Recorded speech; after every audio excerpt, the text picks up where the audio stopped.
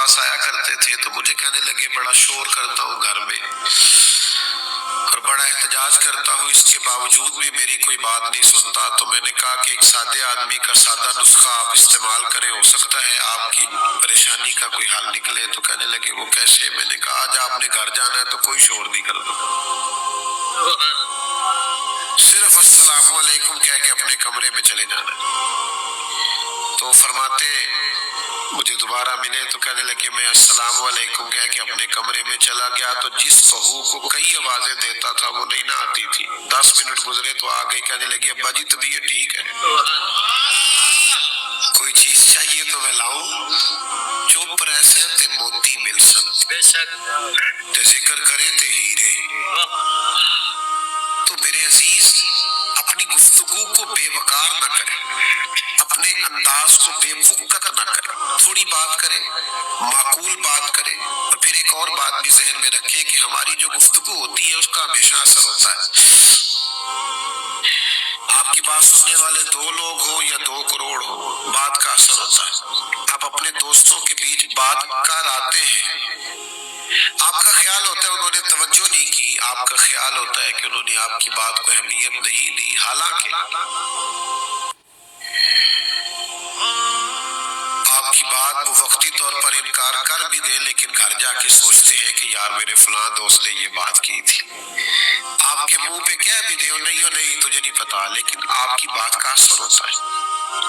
آپ 2-2.5 سال کے بچے کو گھور کے دیکھے تو وہ رو پڑتا ہے، بیٹا بیٹھ جاؤ، آپ بیٹھ جاؤ، اللہ جزا دے۔ آپ اللہ تعالیٰ بہت سے ناراض نہ ہوئے، وہ گھور کر آپ دیکھیں تو بچہ رو دیتا ہے، اور اسی بچے کو چھوٹا بچہ ہے آپ مسکرا کے بات کریں تو مسکرا دیتا ہے۔ اس کا مطلب ہے چھوٹے چھوٹے بچوں پر بھی بات کا اور لہجے کا اثر ہوتا ہے، پھر ہمارے اپنے اوپر بھی ہماری باتوں کا اثر ہوتا ہے۔ آپ کسی شخص کو کوئی ہنسنے والی بات سنانے لگے، کوئی مزاح والی بات سنانے لگے، ہنسنے والی، تو بات کرنے سے پہلے آپ خود نہیں ہنس پڑتے؟ کچھ لوگوں سے بات ہی نہیں ہوتی، وہ اتنا ہنستے ہیں، لوٹ پوٹ ہوتے جاتے ہیں، ہنستے چلے جاتے ہیں، محو ہوتے چلے جاتے ہیں اپنی مسکراہٹ میں، اور ابھی بات سنائی نہیں۔ اور اسی طریقے سے کوئی رونے والی بات کرنے لگے، اپنا کوئی دکھ سنانے لگے تو بندہ بات کرنے سے پہلے خود رو نہیں پڑتا؟ ابھی بات بیان نہیں کی لیکن آنسوؤں کی جھڑی لگ گئی، اس کا مطلب ہے ہماری باتیں صرف معاشرے پر اثر نہیں کرتی، ہماری باتیں ہم پر بھی اثر کرتی۔ آپ 2 دفعہ اپنی زبان سے کہیں چھوڑے جی میں نے بڑی خدمت کی والدین کی، وہ نہیں راضی ہوتے، معاذ اللہ۔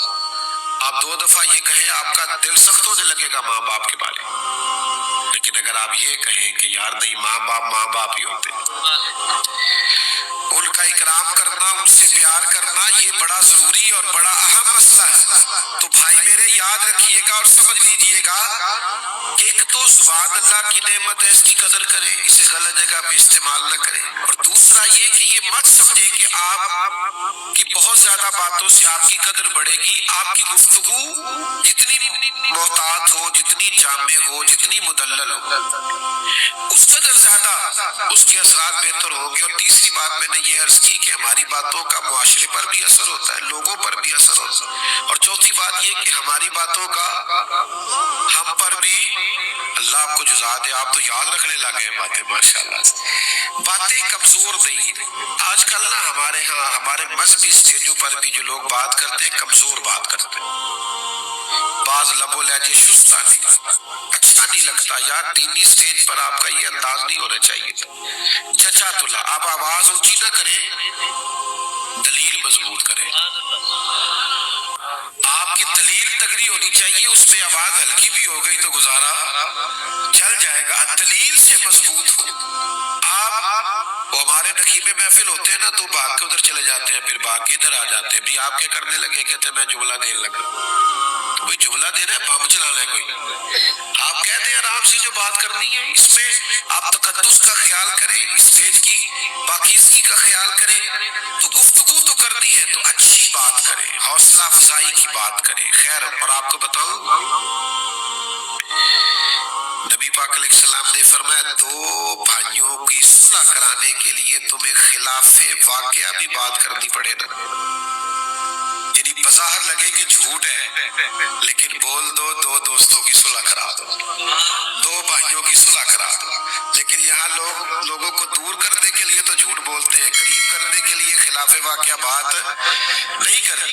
میرے عزیز یاد رکھیے گا اور اس کو سمجھیے گا، زندگی بھر اپنا یہ ذہن بنائے اور اس ذہن پر کاربند رہے کہ ہم نے کوشش کرنی ہے کہ کبھی بھی اپنی زبان کا غلط استعمال نہ کیا۔ اب آگے بڑھیے، اگر صحیح استعمال کرنا ہے تو صحیح استعمال کیا ہے؟ سب سے بہترین استعمال تو یہ ہے کہ آپ لوگوں کو خیر کی بات بتائیں، اچھا مشورہ دیں، اور پھر اس سے بھی اگر خیر کی بات کرنا چاہیں تو پھر یہ ہے کہ ادھر ادھر کی بات ہی نہ کریں، زبان سے یا ذکر خدا کریں یا ذکر مصطفیٰ کریں صلی اللہ تعالی علیہ وسلم۔ اور اللہ تعالیٰ نے قرآن مجید کے اندر اس بات کی تاکید کی، فرمایا یا ایھا الذین آمنوا اذکروا اللہ ذکرا کثیرا، اے ایمان والو اپنے رب کا کثرت کے ساتھ ذکر کرو، کتنا کرو؟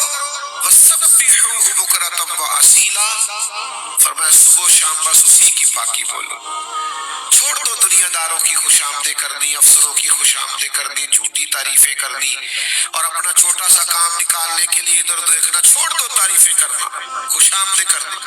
اگر تم نے ذکر کرنا ہے تو اپنے رب کا کرو، کبھی کہو سبحان اللہ، اللہ پاک ہے، کبھی کہو الحمدللہ، سب تعریفیں اللہ کے لیے، پھر کہو اللہ اکبر، سب سے بڑا اللہ ہے، پھر کہو لا الہ الا اللہ، اس کے سوا کوئی عبادت کے لائق، یہ کرو نا یار، مزہ آئے گا۔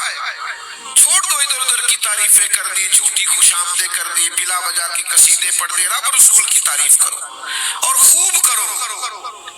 اور پھر جہاں تک بات ہے ذکر مصطفیٰ کی، جہاں تک بات ہے میلاد مصطفیٰ کی، تو رب کہتا ہے میں نے کسی کا محتاج چھوڑا ہی نہیں، وَرَفَعْنَا لَكَ ذِكْرَكَ، اے محبوب ہم نے آپ کے لیے آپ کے ذکر کو بلندی عطا فرما دی۔ حضور کا ذکر پاک ہر وقت، ہر لمحہ، اور یہ ذکر کیوں آپ کو فائدہ دے گا؟ آپ کے گھر میں بچہ پیدا ہوا نا، اس کے کان میں اذان دینا سنت، اسے گٹی دینا سنت، اس کے بال 7ویں دن اتروانا یہ سنت، اس کا عقیقہ کرنا، تو یہ کس کی سنت ہے؟ ہلکا سا بولنا، اس کا مطلب ہے پیدا ہوتے ہی ذکر مصطفیٰ شروع ہو گیا، ہر وقت ذکر رسول شروع ہو گیا، ہر وقت حضور کا تذکرہ پاک، ہر مقام پر نبی پاک کا ذکر۔ یہ جو ہم نے مزاج بنا لیا نا، یہاں ذکر کرنا یہاں نہیں کرنا، یہ ہماری زیادتی ہے، ورنہ اس دنیا میں جہاں بھی ذکر ہے مدینے والے محبوب کا ہی ذکر ہے۔ کوئی بھی آپ کام کریں، وضو کرنے لگے تو اس میں پہلا فرض منہ دھونا ہے، لیکن ہاتھ دھونا سنت، کلی کرنا، ناک میں پانی ڈالنا، تو ہر جگہ تو حضور کی سنت کا پھریرا لہرا رہا ہے۔ ہم نے زیادتی کی ہے، کول والے دن تو نعتیں پڑھ لیتے ہیں، اور مہندی والے دن راز ہو گئے ہو، کورتے پہ ہو مینو بھئی، جس نبی کی یاد تمہیں کل والے دن، 10ویں والے دن، چہلم والے دن یاد آتی ہے، اس نبی کی یاد بیٹے کے ولیمے پہ کیوں نہیں آتی؟ تم ذکر رسول کرتے ہو صرف کسی کے فوت ہونے پر، خوشی کے وقت تمہیں حضور کی نعت کیوں نہیں یاد آتی؟ نکاح کسی غیر کا طریقہ ہے؟ حضور نے فرمایا نکاح من سنتی، نکاح تو میرا طریقہ ہے۔ حضور فرماتے ہیں نکاح میرا طریقہ ہے، نکاح تو نبی پاک کی سنت، اسے حضور کے مطابق کرنا چاہیے تھا۔ میں اکثر دوستوں سے کہا کرتا ہوں کسی کے دیندار ہونے کا پتہ ہی تب چلتا ہے جب اس کے گھر میں شادی ہوتی ہے۔ مسجد میں تو سارے حاجی نمازی ہوتے ہیں، پتہ تو تب چلے گا جب تیرے بیٹے کی بارات اٹھے گی تو کتنا حاجی نمازی ہے، تو کتنا شریعت کا پابند ہے، تو کتنا خیال کرتا ہے۔ تو ہر جگہ حضور کا ذکر کرے، ہر مقام پر۔ اعلیٰ حضرت فرماتے کیوں ذکر کرے؟ وجہ بیان کرتے، کہتے جو نہ بھولا ہم غریبوں کو رضا، کہتے چونکہ نبی پاک نے ہمارا ہر جگہ ذکر کیا ہے، پیدا ہوتے ہی ہمارا ذکر، معراج میں ہمارا ذکر، نمازوں کے بعد ہمارا ذکر، غاروں میں ہمارا ذکر، مزار میں ہمارا ذکر، تو فرماتے جو نہ بھولا ہم غریبوں کو رضا، ذکر ان کا اپنی عادت کیجیے۔ آپ بھی پھر ان کے ذکر کو اپنی عادت بنا لیں، ہر وقت حضور کا ذکر پاک، ہر وقت نبی پاک کا تذکرہ، حضور کی حدیثیں یاد کریں، پھر سنایا کریں اپنے بچوں کو۔ ادھر ادھر کی کہاوتیں سناتے ہو، اس سے بچے کیا تربیت پائیں گے؟ انہیں نبی پاک کے ارشادات، ہمیں بڑی باتیں یاد ہوتی ہیں، یہ چھوڑ دیں آپ کے میرا ذہن کام نہیں کرتا، میں کیسے یاد کروں؟ بڑا کام کرتا ہے ہمارا ذہن۔ یہ موبائل آیا ہے تو سب کے ذہن نے کام کیا ہے نا، واٹس ایپ چلنے لگ گئے ہیں نا، گروپ اسٹیٹس لگانا آ گیا نا۔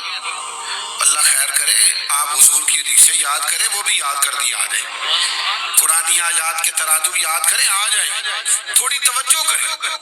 آپ جب حضور کا ذکر پاک کریں گے، کائنات میں سب سے دانائی والی باتیں میرے نبی کی باتیں، وَيُعَلِّمُهُمُ الْكِتَابَ وَالْحِكْمَةَ، حضور کتاب بھی سکھاتے، حکمت بھی سکھاتے۔ جب آپ نبی پاک کی باتیں یاد کریں گے اور اپنے بچوں کو سکھائیں گے تو سوسائٹی میں امن پھیلے گا، پیار پھیلے گا، حیا پھیلے گی، وارفتگی پھیلے گی، شوق پیدا ہوگا اور حضور کی دعا ملے گی۔ نبی کریم نے ہاتھ اٹھا کے دعا کی، اے اللہ اس کے چہرے کو تر و تازہ رکھنا جو میری حدیثیں یاد کرے اور آگے بیان کرے، تو دعا ملے گی نبی پاک کی، چہرہ چمکے گا۔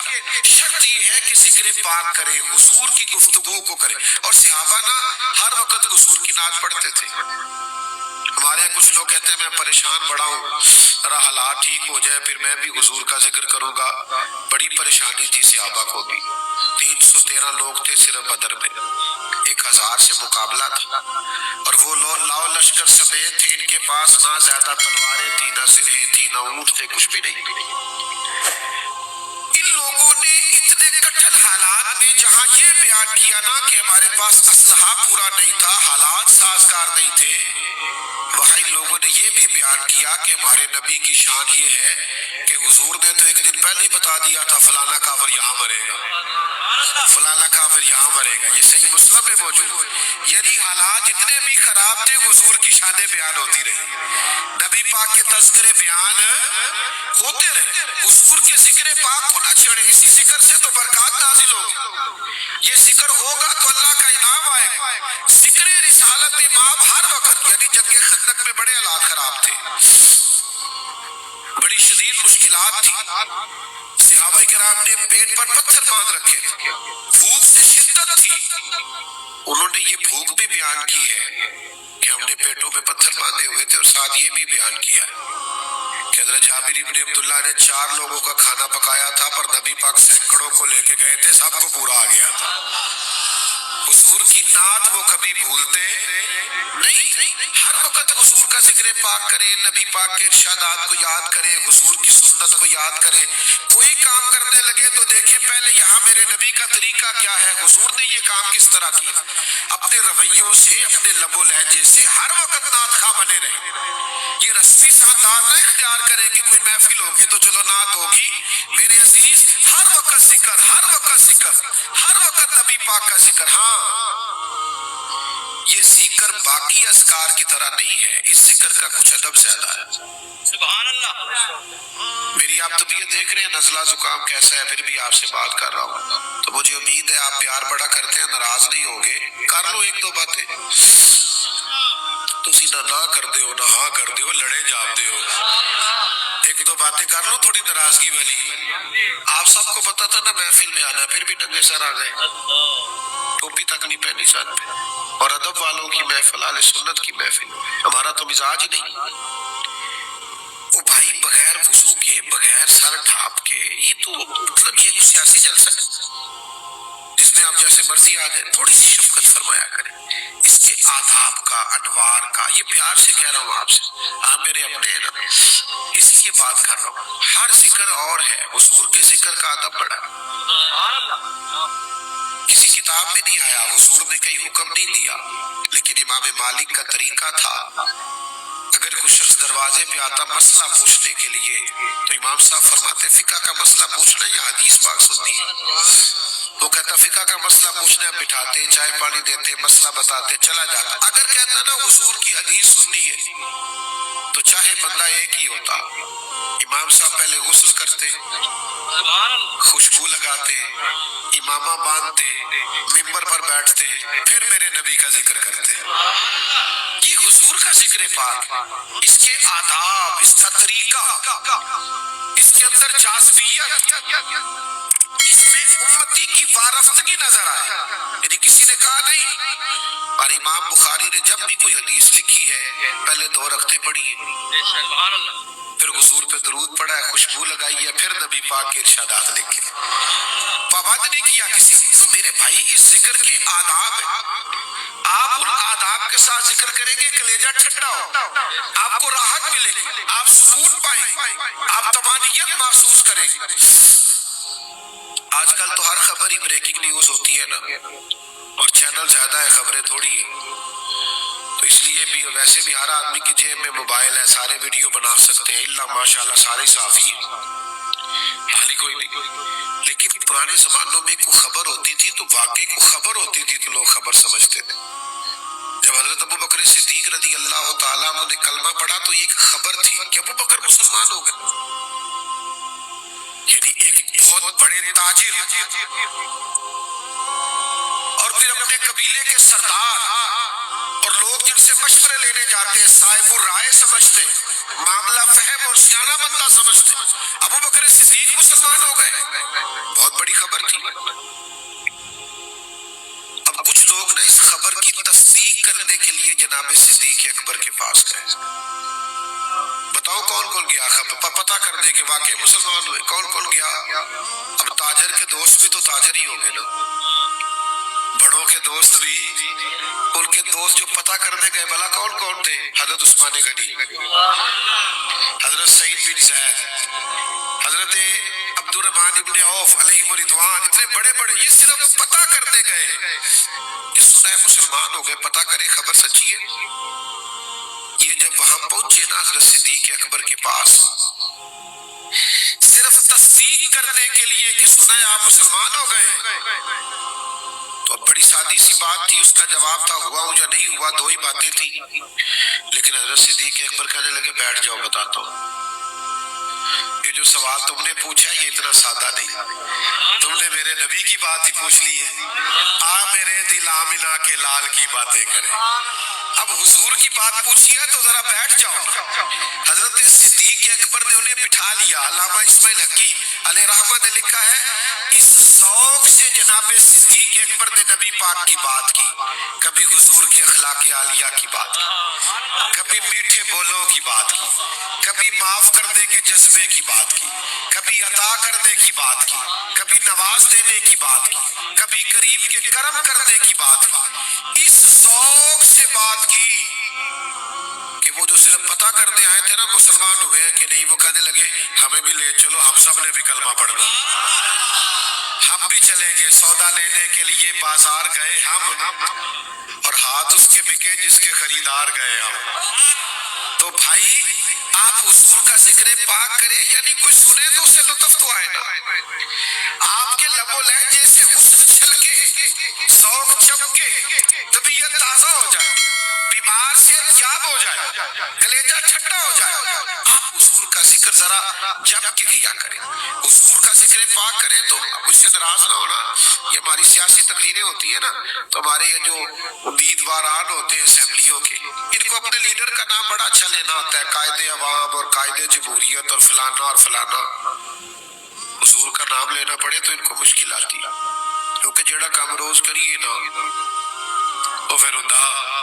تو میں کہتا ہوں میری جماعت میں آنا، کسی بزرگ کے پاس بھی بیٹھ، یہ نعت اسے بھی آتی ہوگی، مل جاون یار دیاں گلیاں، اسا ساری خدائی کی کر لی، اتنا تو ذوق اس کا بھی ہوگا کہ تیرا کھاواں تے تیرے گیت گاواں یا رسول اللہ۔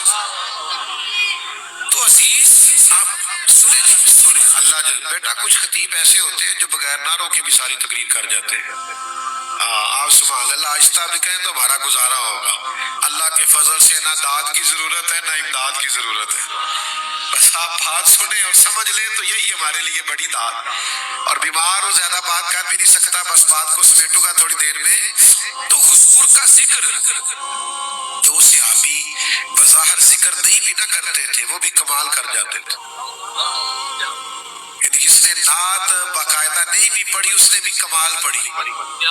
ایک صحابی ہے بڑے جلیل القدر حضرت عمر ابن عاص رضی اللہ تعالیٰ، ان سے کسی نے کہا نبی پاک علیہ السلام کا حلیہ بیان کریں. آپ قریب رہے ہمیں بتائیں حضور کی پیشانی نور کیسی تھی، بینی مبارک کیسی، زلف عنبری کا کیا حال تھا، چہرہ انور کیسا تھا، آپ بتائیں ہمیں حضور کے بارے میں. تو حضرت عمر ابن عاص کہنے لگے میں نہیں بتا سکتا. تعریفیں کی ہیں صحابہ نے، حضور کی بینی مبارک کا پیشانی مبارک کا ذکر بھی ہے، مقدس چشمان نور کا ذکر بھی ہے، چہرہ والضحیٰ کا ذکر بھی ہے، زلف واللیل کا ذکر بھی کیا. صحابہ نے کیے ہیں تذکار. لیکن حضرت عمر ابن عاص کہنے لگے میں نہیں کر سکتا. یہ کہہ کے جو بات کی وہ اتنی اعلیٰ کی. کہنے لگے یہ ذکر تو وہ کرے جس نے جی بھر کے دیکھا ہو، اپنی تو جرت ہی نہیں تھی. کالا کنڈل زلف سجڑ دی تاب چلے گا کیڑا. ہم سے تو تاب برداشت نہیں ہوتی تھی، ہم نے تو کبھی آنکھ اٹھا کے دیکھا، جب بھی قریب جاتے تھے نظر خود بخود جھک جایا کرتی. یہ دیکھو نعت نہ کہہ کے کتنی بڑی نعت کہہ دی، کتنی بڑی بات کر دی حضرت عمر ابن عاص. تو نبی پاک کا ذکر ہمارے چھوٹے چھوٹے بچوں کو بھی نعتیں آنی چاہیے. ہمارے بزرگوں کو بھی حضور کی نعت کا تعلق سر سے نہیں ہوتا، عشق سے ہوتا ہے. اور ویسے بھی نعت خانوں نے اب جو شروع کر دیا ہے نا، مہربانی کرے خود ہی نعتیں پڑھا کرے. مجھے ایک نعت کا کہنے لگا میں تو نواں کلام سنانا ہے. میں کہ بھائی مینوں معاف کری، مینوں کو پرانا ہی سنائی، کوئی نواں کٹا نہ کھول دیے تھے. مہربانی کری اب جو کچھ ہونے لگ گیا ہے کوئی فرق ہی نہیں رہ گیا، اللہ ہی معاف کرے. کیا کیا بےہودگی اور کیا کیا تماشے لگ گئے. الامان والافیس. تو نعت حضور کی خود پڑھے. ہاں اس ذکر کے آداب کا خیال کریں. کچھ لوگ کہتے ہیں جو کتاب میں لکھا میں نے پڑھ دیا. میں نے کہا نہیں، یہ وہ ذکر نہیں ہے، یہ ذکر حسن والا ہے، یہ نبی پاک کا ذکر ہے. اس کے رنگ تھوڑے اور ہونے چاہیے. مجھے بتائیے ایک بھائی بڑا ہو ایک چھوٹا ہو، لیکن چھوٹے کی تعلیم زیادہ ہے اور وہ نوکری بھی بڑی کرتا ہے اور سرمایہ دار بھی زیادہ ہے، پیسے بھی زیادہ کماتا ہے، بڑا ہے بڑا، لیکن اس کے پاس ڈگریاں بھی تھوڑی ہیں، تعلیم بھی کم ہے، پیسے بھی کم ہے. اب دونوں اکٹھے بیٹھے تھے تو ایک آدمی نے ایک شخص نے ان سے پوچھا کہ تم میں سے بڑا کون ہے؟ تو کیا وہ جس کا عہدہ بڑا ہے وہ بتائے گا میں بڑا ہوں. بڑا کون ہے؟ جس کی عمر زیادہ ہے. بڑا کون ہے؟ سمجھ آ رہی ہے کہ نہیں؟ بڑا کون ہوتا ہے جس کی، تو آپ عہدے نہیں بتائے جاتے، عمریں بتائی جاتی ہیں. ابھی آپ میں سے بڑا کون ہے؟ تو کہیں گے جی یہ میرے بڑے بھائی ہیں، مجھ سے اتنے سال بڑے. یہی بات ہوتی ہے نا. لیکن یہ عام لوگوں کے لیے کلیہ ہے. جب بات آئے نا مدینے والے رسول کی، پھر کچھ کلیے، کچھ ضابطے، کچھ قاعدے بدل جاتے ہیں. نبی پاک صلی اللہ تعالیٰ علیہ وسلم کے چچا ہیں جناب عباس. حضور کا ذکر آئے تو قاعدے بدل جاتے. حضرت عباس رضی اللہ تعالیٰ عنہ سے کسی نے کہا کہ آپ بڑے ہیں کہ حضور؟ تو ظاہر ہے جو پوچھ رہا تھا وہ جانتا تھا کہ وہ نبی ہے. نبی نہیں، نبی الانبیاء ہے، امام الانبیاء ہے، نبیوں کے بھی نبی ہے، سید الرسول ہے. تو اسے عہدے کا تو پتا تھا، وہ تو عمر پوچھ رہا تھا. لیکن یہ ذکر رسول ہے نا، اس کے قاعدے ذرا الگ ہے. حضرت عباس سے کہا آپ بڑے ہیں کہ حضور؟ تو جواب دیکھیں یہ ہے ذکر رسالت معاف کرنے کا طریقہ. کہاں سے لائیں وہ شہد اور کہاں سے لائیں وہ کستوریاں جن سے ان جملوں کو ماپا تولا اور دھویا جائے. کچھ نہیں ہو سکتا، یہ جملے انمول کے انمول ہی رہیں گے. حضرت عباس کہنے لگے کیا کہا تم نے؟ میں بڑا ہوں کہ حضور؟ فرمانے لگے بڑے تو حضور ہی ہیں، پیدا پہلے میں ہوا تھا.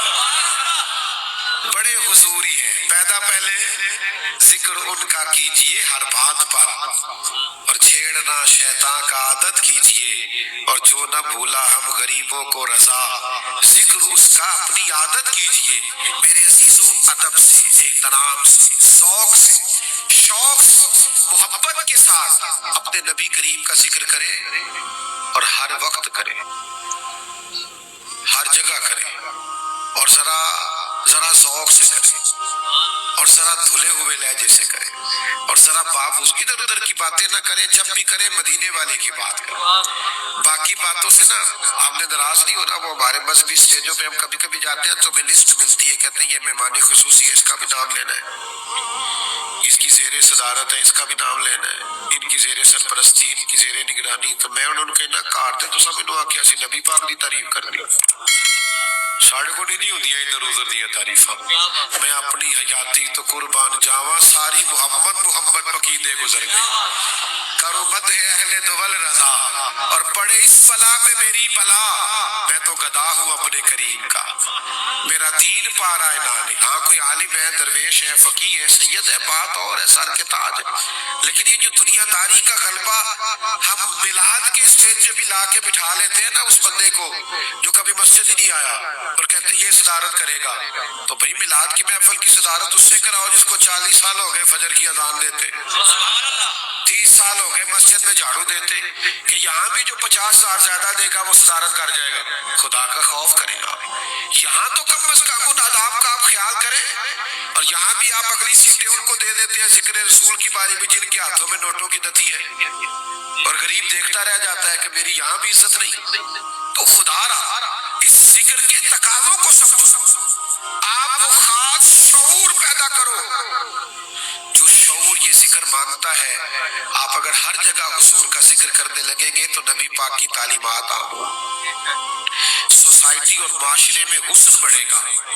دو باتیں کر کے اپنی بات ختم کرتا ہوں. ایک تو میری گزارش ہے بے نمازی جو ہے نا وہ مہربانی کرے ہم نمازی ہو جائیں.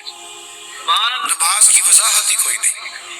نماز کی جو نماز نہیں پڑھتا جھوٹ بولتا ہے، اس کی وضاحت ہی نہیں. وہ پڑھنی ہے تو جان چھوٹنی. اور نماز میرے نبی کی آنکھوں کی ٹھنڈک ہے. نماز بندے کا اللہ سے رشتہ ہے. جو نماز ہی نہیں پڑھتا، حضرت عمر فاروق نے خط لکھا تھا ایک دفعہ، سپہ سالاروں سے کہا تھا اگر کوئی بندہ بے نمازی ہو تو لشکر سے نکال دینا، جو رب کا ہی فرما بردار نہیں. وہ ہمارا کیا ہوگا؟ ہمارے قانون پہ کیسے چلے؟ تو مہربانی کریں نماز کبھی نہ چھوڑے. اور دوسری گزارش یہ کرنی ہے کہ راتیں بڑی لمبی ہیں. اب اس طرح نہ کریں کہ جو تھوڑے عمر رسیدہ ہیں اور سمجھدار ہیں، بلکہ سب کو کرنا چاہیے. اب تہجد نہ شروع کریں.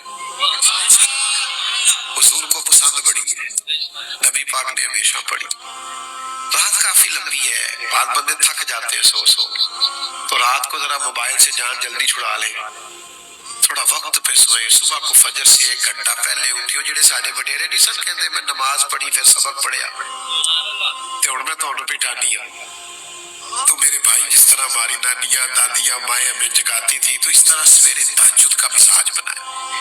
حضور فرماتے ہیں صبح صبح نہ اللہ کی رحمت پہلے آسمان پہ اللہ نزول جلال کرتا ہے جو اس کی شان کے لائق، اور کہتا ہے کچھ مانگنا ہے تو مانگ لو. تو بھائی یہ کچھ دن ایسے آئے ہیں کہ کوشش فرمائیں صبح صبح جلدی اٹھنے کی، عبادت کا رنگ پیدا کرنے کی. اللہ ہماری حاضری کو